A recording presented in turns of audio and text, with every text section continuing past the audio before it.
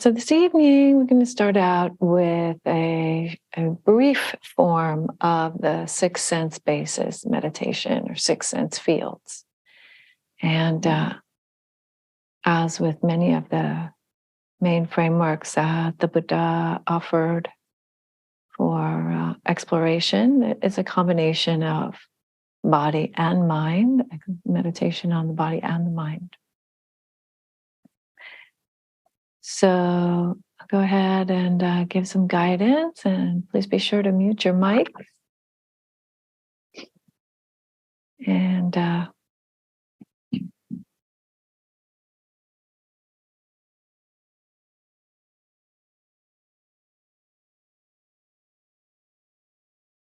go ahead and begin to settle into the posture. I often like to start with a bit of rocking from side to side or front to back, just loosening up any tension or any tendency to lean toward the computer.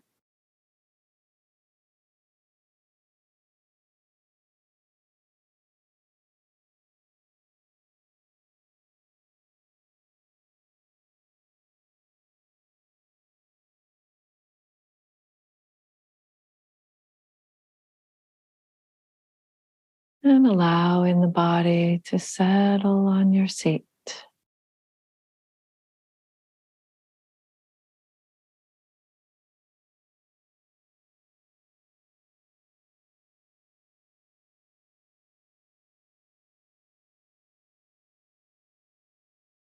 Just sensing that natural stability of the body.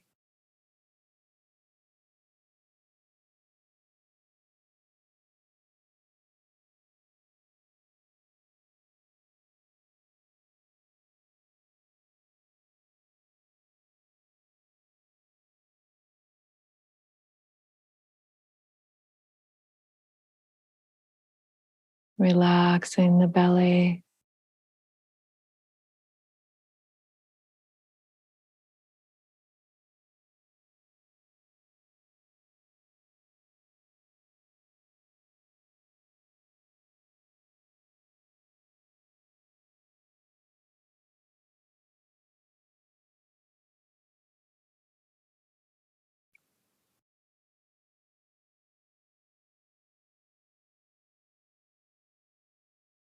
And aligning the spine as best you can to come into an upright posture.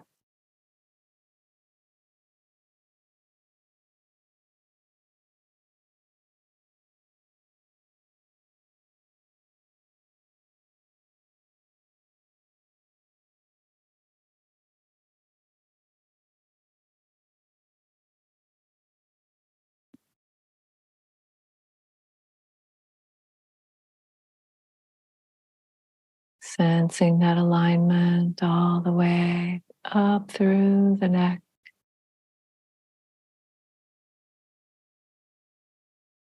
And the head resting gently on top of the spine.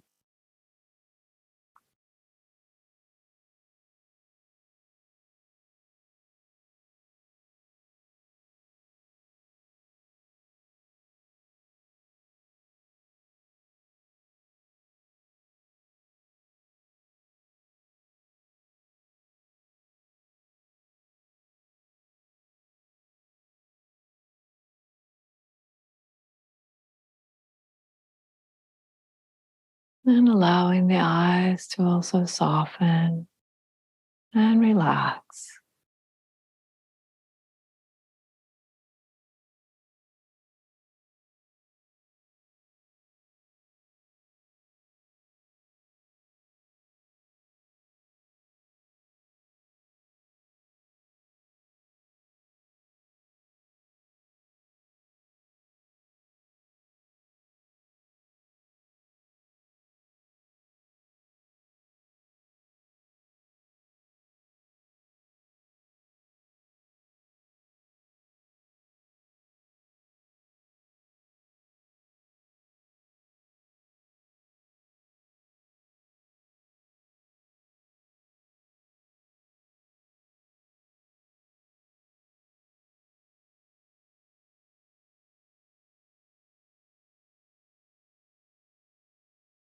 Now bringing the attention to the sensations of touch in the hand.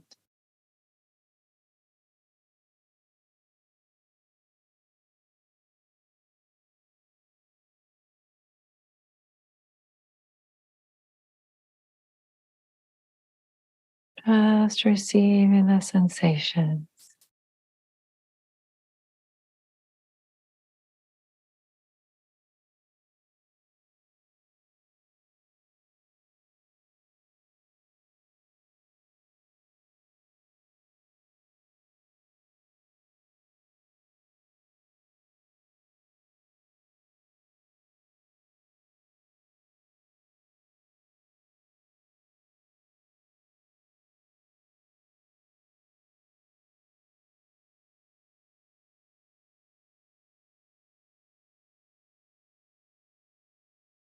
Resting the mind on the sensations of touch in the hand.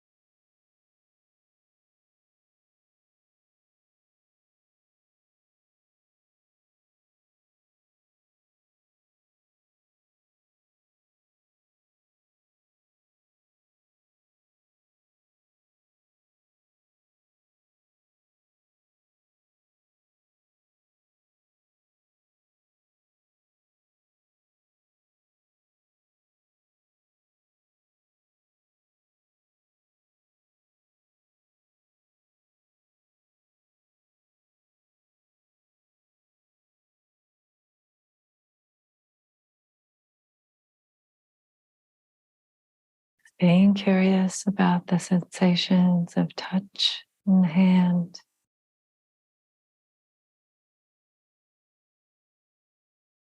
Perhaps noticing if there are any changes.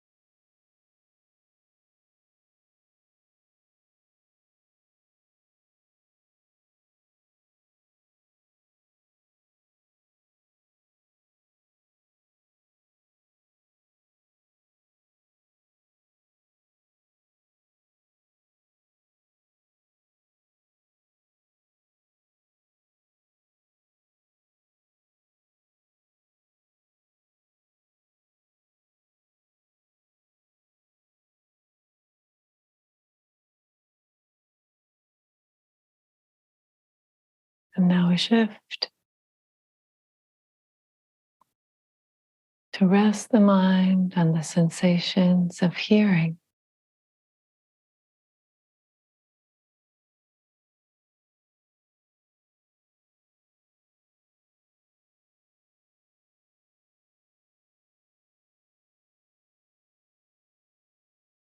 Attending to any sensations of hearing that are present in each moment.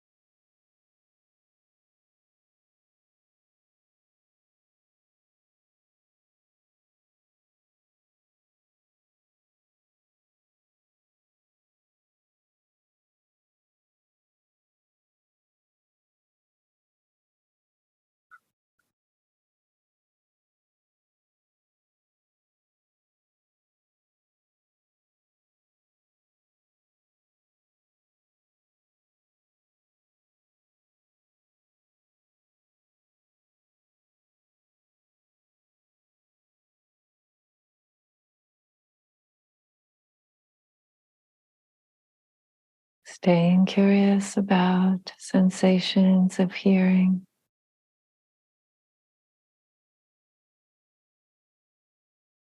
Observing how they change.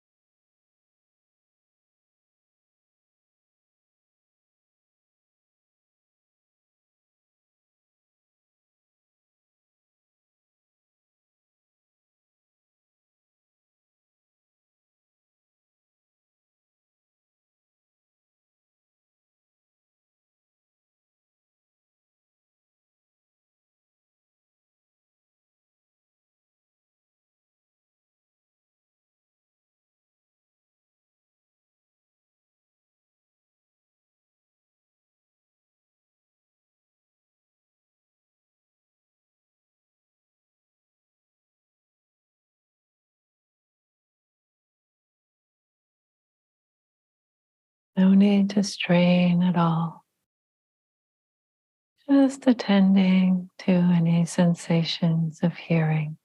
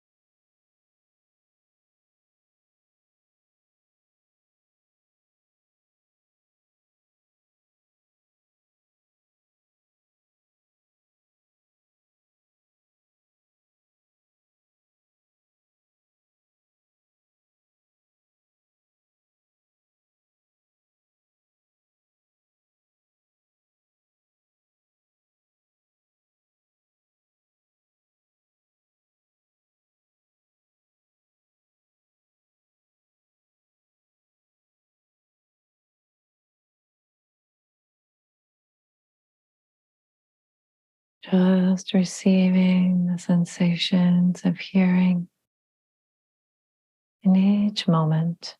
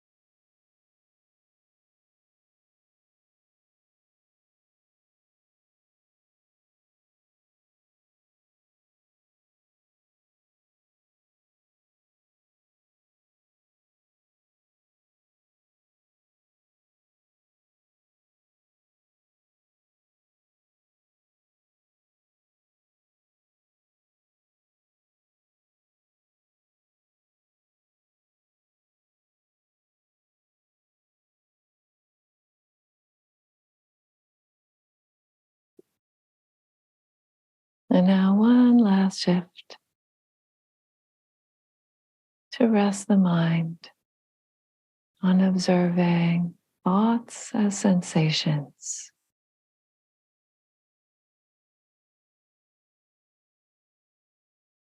Like looking up at the sky, the vast mind, and the thoughts are like the clouds.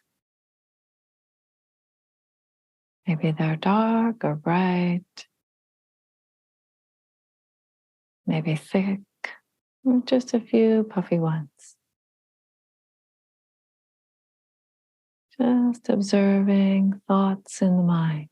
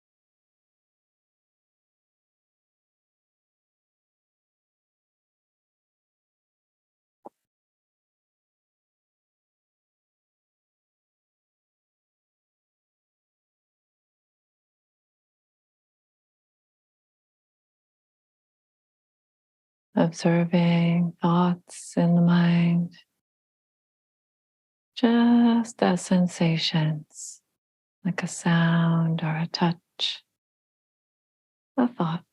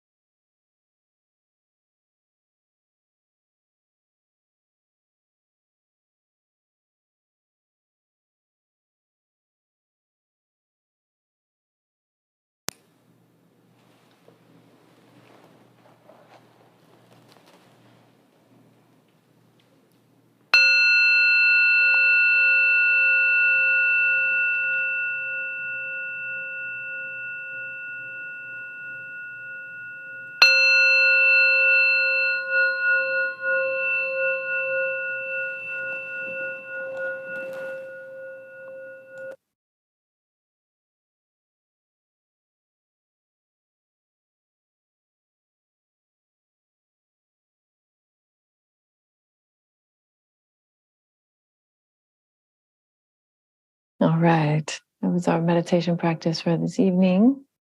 And if you have any questions or any sharing about that, we'll talk about it at the end, question and answer period. But for now, I'm going to go ahead and shift into the Dhamma talk.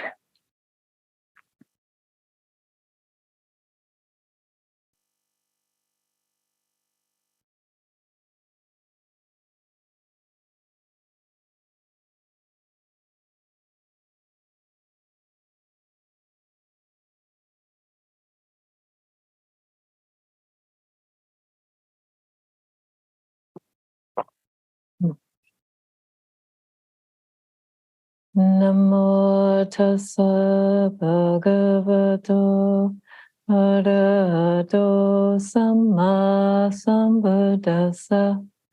Namo tassa bhagavato arahato samma sambuddhassa.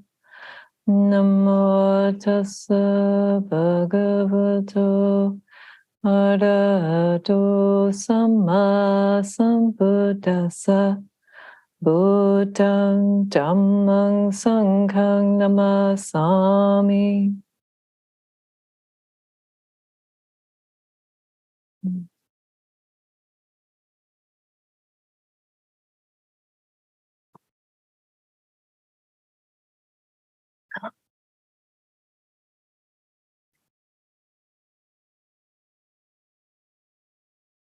Today is March 21st, 2023. And tomorrow, on the 22nd, will be the 16-year anniversary of my ordination as a nun. It'll be 16 years since I went forth in the Zen tradition. And that's a while. It's a while. And I was thinking about, what was it that led up to that? Somebody asked a question about it on Facebook, and just, always this time of year, a little bit of reflection. And I was thinking about when I first encountered Sekkei Harada Roshi. He was because he's passed now, but still is, I would say, my root teacher and the Zen master who ordained me. Although I also have another teacher, Shosan Victoria Austin. She's actually going to be out here in May, if all things go as planned, who was the person who gave me my lay precepts and my Dharma transmission to other ends of the spectrum in Zen. But when I first met Roshi, so I went to Japan for a 5-day retreat.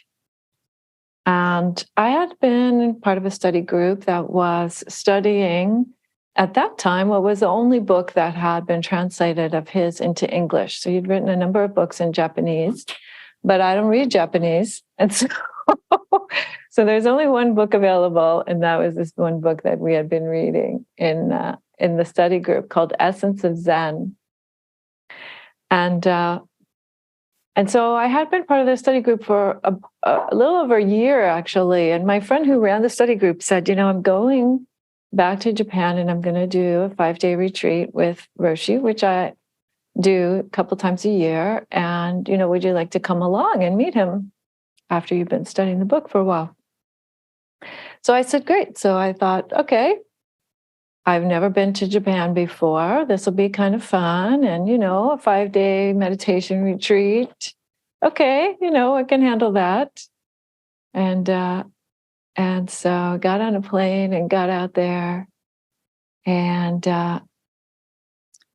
long story short, the way that it works is that anyone who wants to have an encounter with Roshi could have an encounter with Roshi every day. Called dokusan. There's a Japanese word for it. It's called dokusan. And so you just had to get in line and wait your turn. And so he would ring the bell, and then the person would walk in there. You do a certain, formal entry kind of thing with bows and whatnot, and you go in there. Now, Roshi doesn't speak English. Roshi spoke only Japanese. So there was a translator who would come with us and sit there and do the translation. And so this was my first meeting with Roshi, and I, had thought a little bit about what it was that I was going to say to him. And I sat down and I started talking to him about a koan. But a koan, which is about two monks who go and attend a funeral. We had a very, very beautiful discussion. And basically, what I want to do is talk about the koan itself, and then I can say a little bit about what Roshi and I talked about it. So this word koan is a word. So I actually had a completely different talk prepared for you guys, but I decided that I was going to do this one instead. So maybe we'll have this one another day. Koan is an abbreviation or sort of shortening of a phrase, kofu no antoku. And kofu no antoku is the Japanese transliteration of a Chinese phrase for this kind of a board. There was this literal kind of board that was posted in the public square in cities and small towns in China. We're talking like way back. We're talking like 7th, 8th century China. And these were places where they would make a public proclamation. So something would get written down, some kind of new law that applied to everybody, and it would get posted to the kofu no antoku.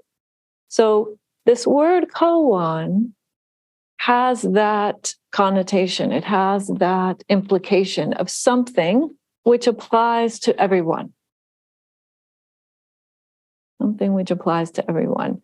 And so, I'm not going to say much more about that part of it. And maybe as I'm going along, it might make sense. But I don't want to get too much into the language part. I want to actually get into the koan itself. So the koan stories, people have all kinds of crazy ideas about what koans are about, honestly.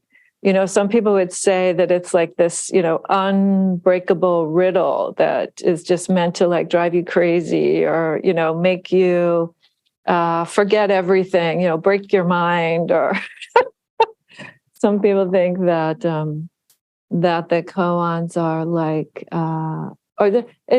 there are various different ways of practicing with the koans. You can practice with it kind of like a mantra almost. You can like pick the core word of the koan and just kind of repeat it to yourself. People often do this with a koan called mu. Mu is a word in Chinese which means not or negation or negative. And people would use the word mu as like this kind of a mantra to spur themselves on in their practice. But the way that Roshi usually worked with koans was that he used them as teaching stories.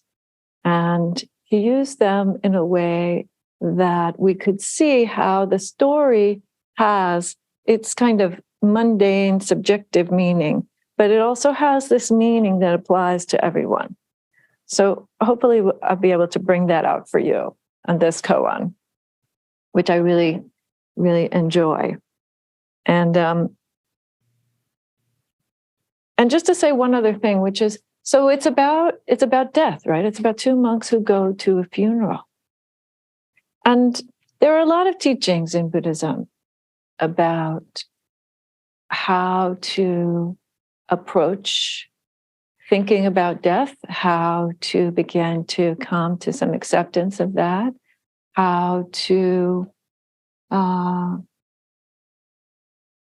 understand death in terms of life, in terms of what it means for how we can live. Many, many different types of teachings about death. So this koan is called Dao Wu's Condolence Call. Dao Wu's Condolence Call. So Dao Wu and Chu Yuan went to a house. So I'm not going to give you the pointer. There's this little preface thing here, which usually the pointers are even more confusing for people because it's written in this kind of like using these kind of Chinese poetic references. So I'm going to skip that part and just go directly to the encounter. And maybe that makes sense to you in terms of where you are today. You can imagine this scene playing out, okay? So Dao Wu and Chen Yuan went to a house to make a condolence call. What does that mean? It means they went to a house at a place where somebody had died, right? That's what they're doing, to pay their condolences. And it's interesting language, this, it doesn't say that they went to go perform a ceremony or something, which is probably part of what they would be there to do. It talks about condolences specifically, like saying, oh, I'm sorry to hear that your family member passed. But then what happens? Yuan raps on the coffin and says, alive or dead? He asks his teacher, alive or dead? Now imagine this scene. There's a funeral happening, and somebody walks up and starts knocking on the coffin and asking questions. Imagine this scene. And Dao said, I won't say alive and I won't say dead. That was his answer to the student. I won't say alive and I won't say dead. But Chen Yuan wasn't happy with that answer. He says, why won't you say? Why won't you say? And Dao Wu says, I won't say. That's all. He's just leaving it at that. So halfway back, so as they were returning to the monastery, they got about halfway back, and Chen Yuan is still upset. And he says, he turns to his teacher again, and he says, tell me right away, right now, and if you don't tell me, I'll hit you. And Dao Wu says, you can hit me if you want, but I'm not going to tell you. And sure enough, Chen Yuan hits him. That's what the koan says. That's what the story says. So I'm going to stop here. There's much more actually, but I'm going to stop here for just a moment.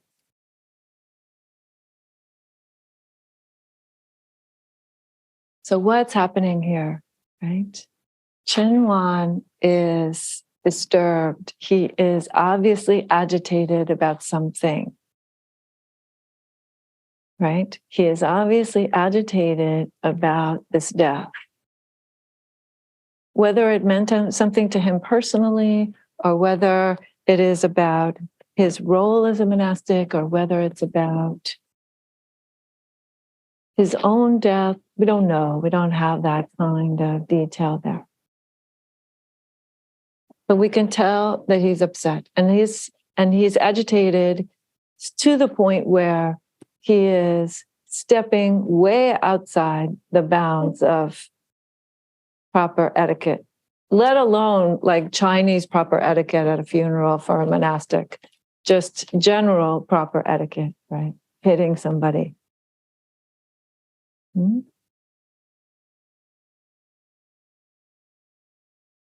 So now if we turn to the other side of the coin, we say, Dao Wu. Dao Wu says, I won't say alive and I won't say dead. Right? And so he keeps on with this, I won't say, I won't say. So he's not willing to give an answer that might resolve the problem for Chen Yuan. He's not going to try to explain something to him. This is why we say that koans are a demonstration of the truths. They're not an explanation of the truths. Mm-hmm.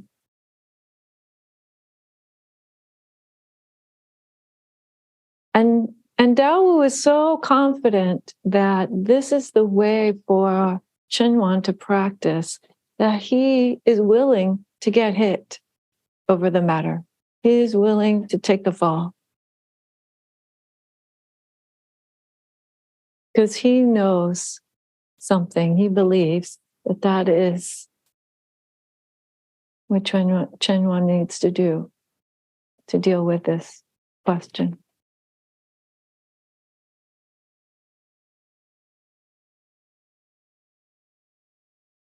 Mm. So we'll go on to the little bit more of the koan, and then I want to say what I think it means, this teaching that he's giving him, what Daowu, this teaching that Daowu is giving him. So later on, Daowu passed on, means he died. Daowu dies. And Chenwan goes to Shi Shuang, goes to another teacher.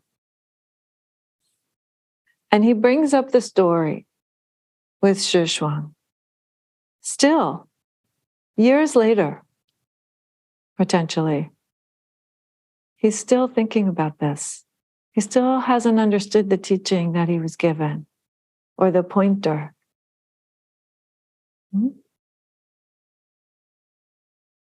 And Shi Yuan says, I won't say alive and I won't say dead. He just repeats what Daowu had originally said to him. And Chen Yuan says, why won't you say? I don't understand. Why won't you answer the question? Just give some answer, right? And Xuan says, I won't say, I won't say. And at these words, then Chen Yuan had an insight. He finally gets it. He finally grokks what was happening there. And then it says, then he took a hoe to the teaching hall and he went back and forth saying, I'm looking for the relics of my late master. I'm looking for the bones, the remains of my late master. Right?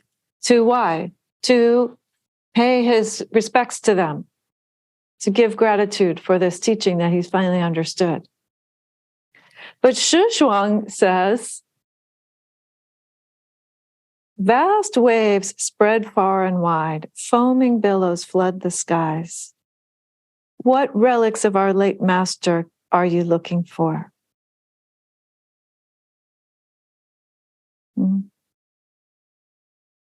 So Shuang says, the waves on the ocean are everywhere. The clouds in the skies are everywhere. Where else would you find him? So this was yet another pointer, right?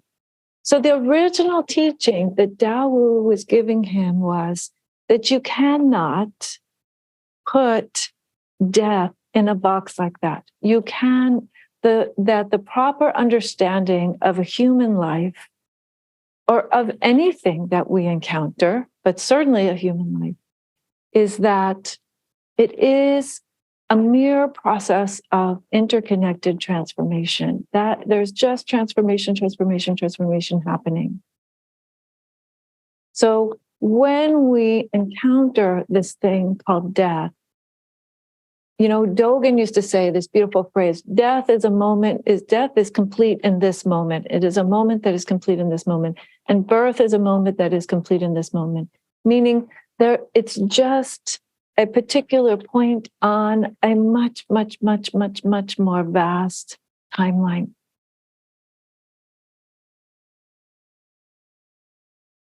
So if we understand ourselves to be beings that are interconnected with the world, which we must be, right? We are in interaction. That's why we did the six senses, the three of the six senses, as the meditation today.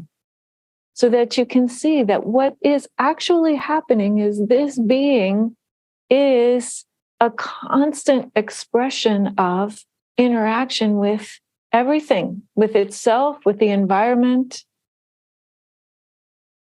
That's all you observe. This constant state of transformation, this constant state of interconnection. This thing goes with this thing, goes with that thing, goes with that thing, goes with that thing, goes with that thing. You understand what I'm saying? Sort of like that song, that children's song. Like the knee bone is connected to the thigh bone, and the thigh bone is connected to the hip bone, and the hip bone is connected to the, like that. Like that is how we are interconnected with all things. So when you see the world in that way, if you think about it in terms of just this infinitely vast set of conditions moving and transforming and taking different shapes, right? Then whatever point, to pick one point and think that that is the end of anything is a mistake. That's just one point. So the way that this is expressed in Zen is the true form of things is formless. When we look at this body, we say the true form of things is formless, means this thing is only momentarily like this, in this shape, in this set of energies, in this set of material stuff. And it's always changing. And death is just another moment on that continuum of always changing.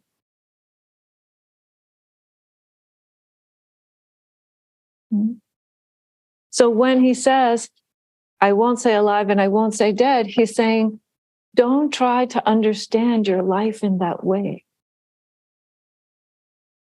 You can't understand your life in that way. In modern terms, you would say, you only live once. You hear people say, oh, you only live once. Right? Buddhism would say, try again. Right? Try again.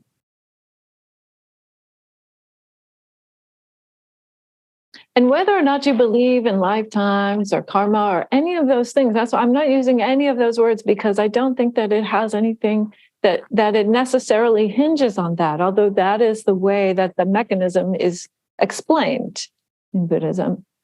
But what it hinges on is this very experience that we have of our embodied lives.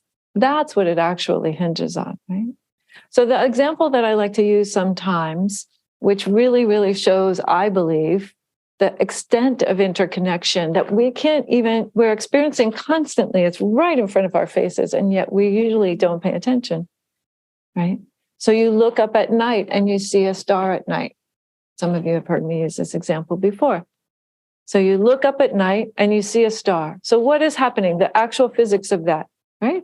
There's a light that has come bazillion miles across the universe, right? Billions and billions and billions and billions and billions of miles over a very, very, very, very, very long period of time. And it has reached your eye. And so when it reaches your eye and you have a conscious engagement there, then there is a moment of eye consciousness and a perception that says, oh, star. Right? But think about that for a second. If you tried to get in a rocket ship and travel to that star, you can't. Neither in time nor in space. We as human beings are not capable of that. But you are interconnected with that star. Just by seeing it, you have an embodied and a mental response that is completely intertwined with the light of that star. Even if that star has completely gone away now, billions of years have passed, that star could have completely gone away and become just some more space dust. And yet you are connected to it across that time and across that space. Very physically. We're not talking magic. So the state of this thing, you could say, as just a constant response. And this is the thing that is always being brought up in Zen tradition, is this way of seeing response as a demonstration again of what's happening there. So when we see this, so I had this conversation with Roshi. So I said, Roshi, well, why wouldn't he say? Because it's just change, right? Roshi said, yes. It's this thing, and then it's this thing, right? Which was kind of funny, because then I learned later how even more funny or even more specific he was being, because Roshi, when he would give a talk, and instead of saying body and mind, he would say this thing. And he would just touch himself. This thing, this life, he would call it this thing. So he would say, it's just this thing, and then it's this thing, and then it's this thing. That's what we're talking about. Life, death, whatever bardo might happen in between, it's just this thing and this thing. So So I said to him, well, then he could have said transformation, right? He could have just said transformation, and that would have been the answer. And Roshi said, but he won't find it that way. Roshi said, he won't find it that way. If Dawu had told him transformation, would he have actually understood? Would he have actually experienced it in his own body and gone to look for it? No. He would have thought something like, oh, yeah, there's this dead body in this coffin, and then it's going to go and, become dust. But that is not an explanation. Right? That is not the understanding of interconnectedness. You see what I'm saying? That's like the superficial view, if you will. So that's the ultimate view of what this koan is saying. This koan is saying that the true form of things, including human beings, these things, as Roshi would say, this thing, the true form of this thing is formless. That's the ultimate teaching that's happening here. And I would say that the subjective teaching, so if you read a koan and you don't find at least 3 meanings, you haven't quite got it yet. You have to find at least 3. That's my opinion. That's totally my personal opinion. You won't find that in a book anywhere. The subjective thing that's going on here is about grief. Right? So whether we are able to experience this ultimate, larger sense of ourselves as transformative beings, transformational beings, interconnected beings, whether or not we're able to do that, we still have to deal with the subjective reality of our world. In fact, it's right here in the subjective reality of our world that these things are happening. So until we also learn how to address the content of what's there, then it will be impossible to go any deeper, right? So this young man, Chunwan, has not yet been able to address his grief. And that's why he's feeling agitated, right? He's feeling some grief. Again, we don't know if he's feeling grief because of who it was that died, because of being a monastic and encountering people dying all the time, because of, as would happen to me sometimes in hospice, when I was a hospice chaplain, I would see someone who was very close to death or who had already died, and I would be very much reminded of my own death. I would feel very sad about my own death, the possibility of that. So we don't know what's happening for him, but we do know that the reason why he couldn't receive the teaching from Dawu is in part because he wasn't able to actually be with his own experience yet. He hadn't started at step 1, which is be with the grief. Be with the lived experience of this body and mind and attend to that with some compassion and some clarity. Because until that happens, there won't be any more insight, right? Because you're not facing what's actually happening. You're not facing the phenomena.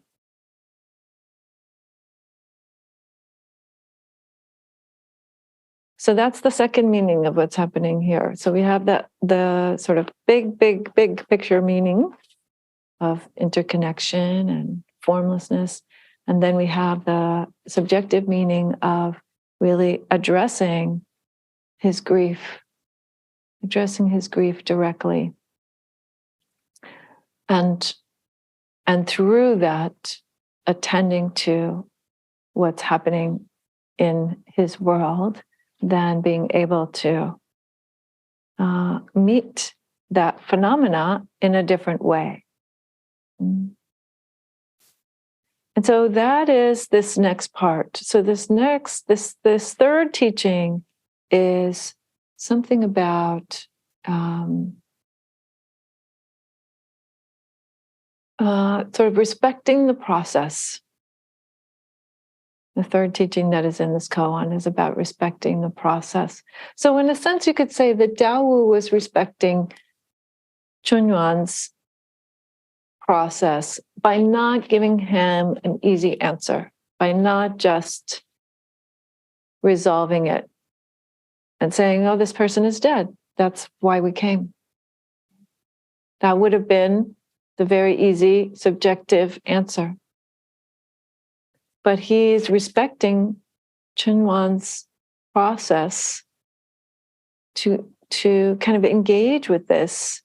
And also when he goes, then after Daowu dies, then Chunyuan also does the same thing, respects his process, says, here, wait, here's this teaching. You can do this. You got this. Try it again. Chew on this little nugget. One more time. And why is that? Because the path is, if you understand this very, very vast sense of interconnectedness, then you also understand that, there's no speaking of like gradual or sudden awakenings. There are just the conditions, and the conditions have to come in, the conditions have to sort of be put together. The conditions have to come together in this way. So in another way, I guess what I'm saying is that that's the in-between level. The if we have this kind of cosmic level view of formless, and then we have the subjective view of grief and dealing with our own feelings and our bodies. And then there's this view in the center which says that awakening is a process. This life itself is a process, and awakening to the path is a process. It's not the kind of process, this is why we don't speak about gradual and sudden so much anymore. There was a huge debate about this in China. It's not a process, I wouldn't say it's the kind of process like a recipe. You can't just say, okay, I'm going to do a little bit of mindfulness, and then I'm going to do a little bit of investigation, and then I'm going to bring some energy, and then boom, joy will come up, and I'll start making my, recipe of awakening. That's not it. That's not it. Right?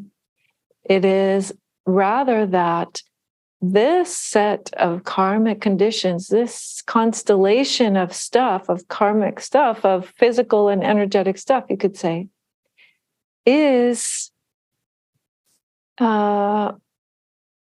what? It is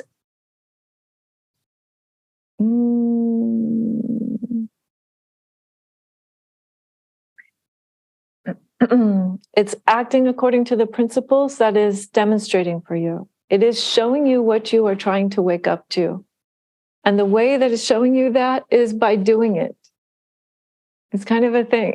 So the reason why we tune into process is so that we can see that by sheer force of will, these things don't happen.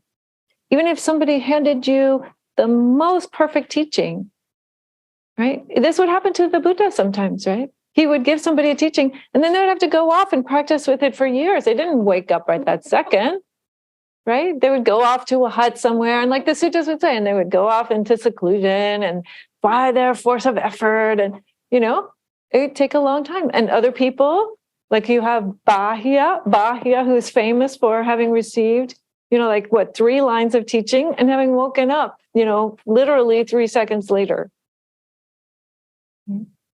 So why? Well, he had been doing some practice prior to that, obviously. That's what we see in his backstory, actually. So there's also this part of this story of this koan is respect for the process nature of what's happening here. That we keep staying close to it, staying close to even the hardest parts of our lives in order to respect that aspect of things working on us. The very principles that we call Dhamma, they are working on us. as much as we are working them, if not more.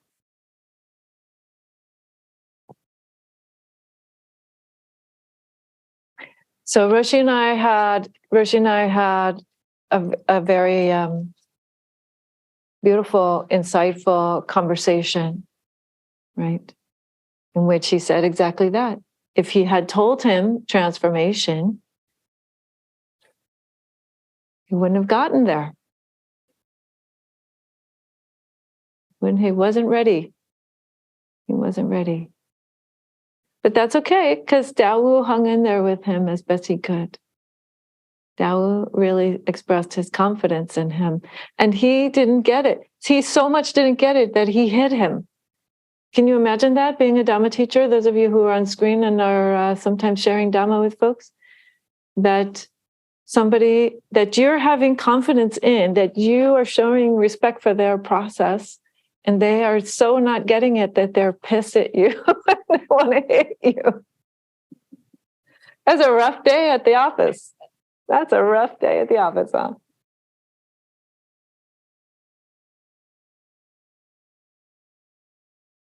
But our practice is sometimes like that. Our practice is sometimes so intimate, so here, right here, so big, and yet so in our face that we can't see it yet. We can't see it yet. So we just keep coming back to this life. We just keep coming back to this experience. Yeah.